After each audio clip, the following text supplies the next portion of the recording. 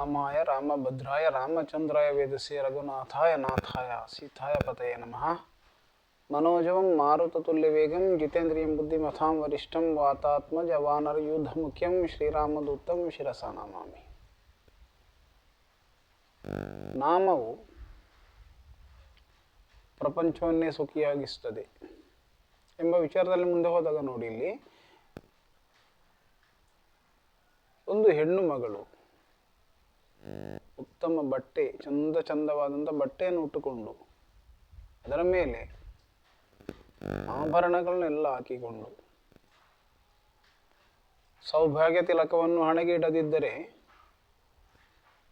ಆ ಹೆಣ್ಣು ಮಗಳಿಗೆ ಶೋಭೆ ಇಲ್ಲ, ಅಥವಾ ಅದು ಆ ವ್ಯಕ್ತಿಯಲ್ಲಿ ಕಳಂಕವನ್ನು ತೋರುತ್ತದೆ. ಅದೇ ರೀತಿ ಮನುಷ್ಯನು ಭಗವಂತನ ನಾಮಸ್ಮರಣೆ ಇಲ್ಲದೆ ಶೋಭಿಸುವುದಿಲ್ಲ.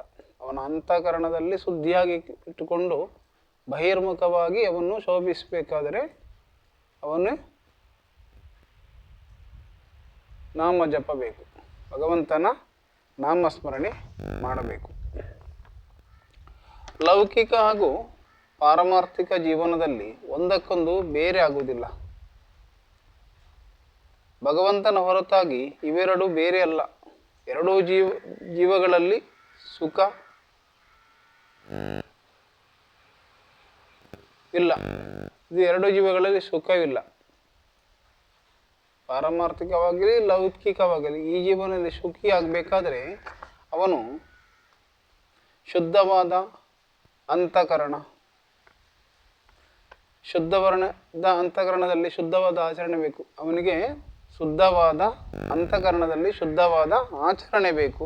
ಹಾಗೂ ಅದರೊಂದಿಗೆ ಭಗವಂತನ ನಾಮಸ್ಮರಣೆಯ ನಿರಂತರ ಸ್ಮರಣೆ ಬೇಕು. ಭಗವಂತನ ನಾಮಸ್ಮರಣೆಯನ್ನು ನಿರಂತರವಾಗಿರಿಸಬೇಕು. ಇದು ಪ್ರಪಂಚವನ್ನು ಸುಖಿ ಮಾಡುವಂಥ ಸಾಧನೆ.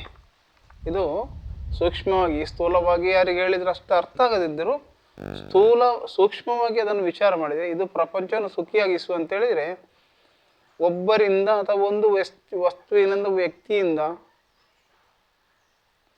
ಪ್ರಪಂಚಕ್ಕೆ ಏನು ಒಳ್ಳೆಯದನ್ನು ಮಾಡಲಿಕ್ಕೆ ಆಗ್ತದೆ ಅಂತೇಳಿದರೆ, ಪ್ರಪಂಚದಲ್ಲಿ ನೋಡಿ ಈಗ ಹಲವಾರು ವಿಷಯಗಳಿರ್ಬೋದು, ಹಲವಾರು ಕ್ಷೇತ್ರಗಳಿರ್ಬೋದು. ಒಂದು ಮನುಷ್ಯನಿಗೆ ಏನೊಂದು ಖರ್ಚಿಲ್ಲದಂತೆ ಅವನು ಮಾಡುವುದಂತ ಹೇಳಿದರೆ ಭಗವಂತನ ನಾಮಸ್ಮರಣೆ ಮಾಡಿ ಅವನ ಅಂತಃಕರಣವನ್ನು ಶುದ್ಧಿ ಮಾಡಿಕೊಂಡು ಬಹಿರ್ಮುಖವಾಗಿ ಅವನು ವರ್ತಿಸಿದರೆ ಅದು ಅಲ್ಲಿ ಆ ಸ್ಥಳದಲ್ಲಿ ಪ್ರಪಂಚ ಶುದ್ಧವಾಗ್ತದೆ. ಆ ಪ್ರಪಂಚ ಅಲ್ಲಿ ಉತ್ತಮವಾದ ಪ್ರಕೃತಿ ಉಂಟಾಗ್ತದೆ, ವಾತಾವರಣ ಪ್ರಕೃತಿ ಉಂಟಾಗ್ತದೆ. ಅಲ್ಲಿ ಅವನ ವ್ಯವಹಾರಗಳು ಉತ್ತಮವಾಗಿರ್ತದೆ. ಅದು ಒಂದು ವ್ಯಕ್ತಿಯನ್ನು ನೋಡಿ.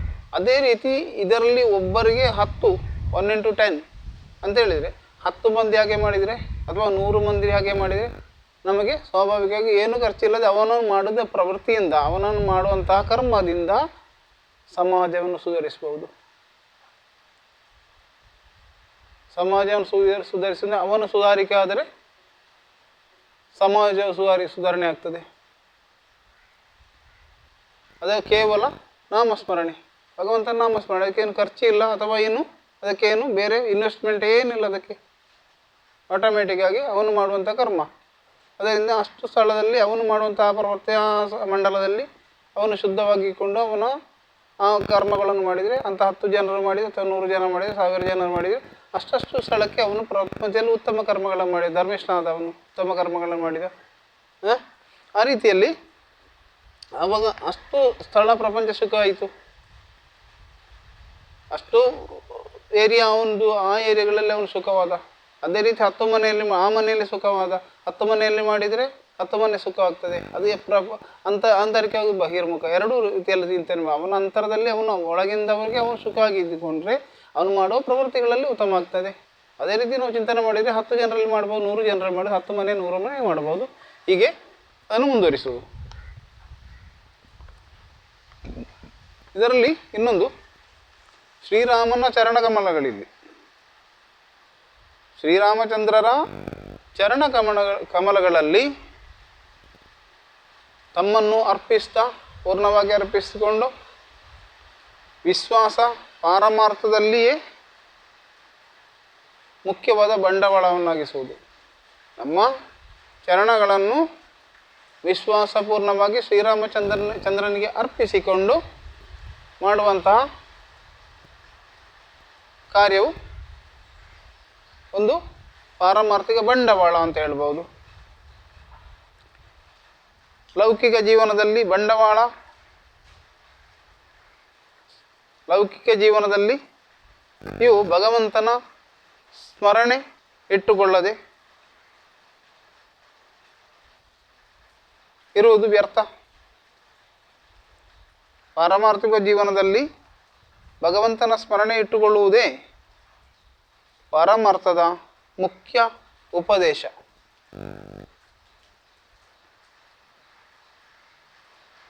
ನನ್ನ ಹಿತವು ಅಥವಾ ನಮ್ಮ ಹಿತವು ಭಗವಂತನ ಕೈಯಲ್ಲಿದೆ.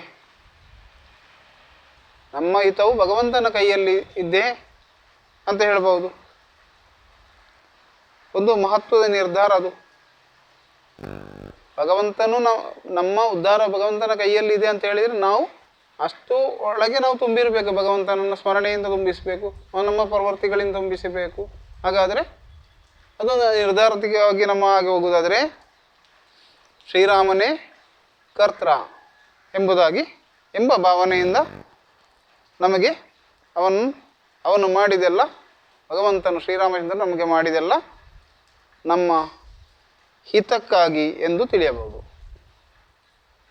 ಭಗವಂತನಲ್ಲಿ ಅನನ್ಯವಾದಂಥ ನಿಷ್ಠೆಯನ್ನು ಇಟ್ಟು